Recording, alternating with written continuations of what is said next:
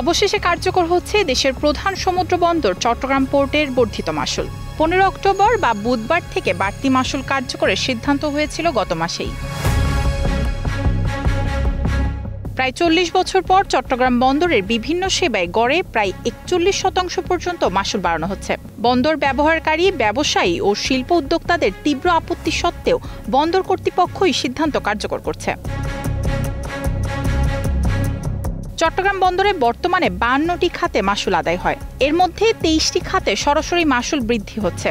সেক্ষেত্রে সবচেয়ে বেশি মাশুল বৃদ্ধি পাচ্ছে কন্টেইনার পরিবহনে। 20 ফুট কন্টেইনারে মাশুল বেড়ে হয়েছে 16,243 টাকা, যা আগের চেয়ে 4,395 টাকা বেশি।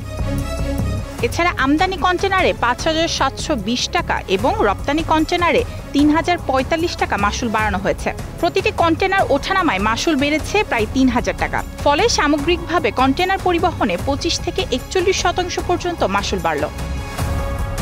বন্দরে পণ্য স্টাফিং ফি আগে ছিল $2.73। নতুন মাশুল কার্যকর হয়ে তা বেড়ে হবে $6.41।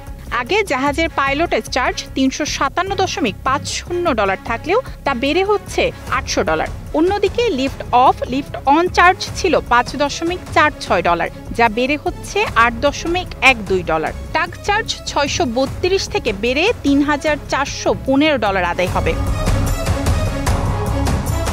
এদিকে যুক্তরাষ্ট্রের বাড়তি শুল্ক, আমদানি ব্যয় বৃদ্ধি ও বিশ্ববাজারে মন্দাভাবে চাহিদার সংকটের কারণে এমনিতেই চাপে আছেন ব্যবসায়ীরা। এ অবস্থায় বন্দরের মাশুল বৃদ্ধির ফলে নেতিবাচক প্রভাবের আশঙ্কা করছে সংশ্লিষ্টরা। আমাদের বিশেষ করে বন্দর কর্তৃপক্ষ আছে, যারা নৌ মন্ত্রণালয়ের যে কর্তৃপক্ষ আছে, তারা কিন্তু আমাদেরকে যদি বিজনেস ফ্রেন্ডলি যে পরিবেশটা তৈরি করে না দেয়, তাতে করে আমরা যারা ব্যবসায়ী আছি, হঠাৎ করে যদি এত বেশি মূল্য বৃদ্ধি হয়, তাতে করে কিন্তু এই প্রেশারটা কিন্তু আমরা সবাই একসাথে নিতে পারবো না। আমাদের আন্তর্জাতিকভাবে যে চ্যালেঞ্জ মোকাবেলার যে সুযোগ, সেই সুযোগগুলো কিন্তু আমাদের হাতছাড়া হয়ে যাওয়ার সম্ভাবনা আছে। চট্টগ্রাম বন্দর কর্তৃপক্ষ বলছে, আগের তুলনায় বন্দরের খরচ বাড়ায় মাশুল বৃদ্ধির কোনো বিকল্প নেই এবং তারা দাবি করছে মাশুল বাড়ানোয় ভোক্তা পর্যায়ে কোনো প্রভাব পড়বে না। আগে যেই পরিমাণ ছিল সেটার থেকে ক্ষেত্র বিশেষে এটা ধরেন 35 থেকে 40% বেড়েছে বিভিন্ন জায়গায় এভারেজে।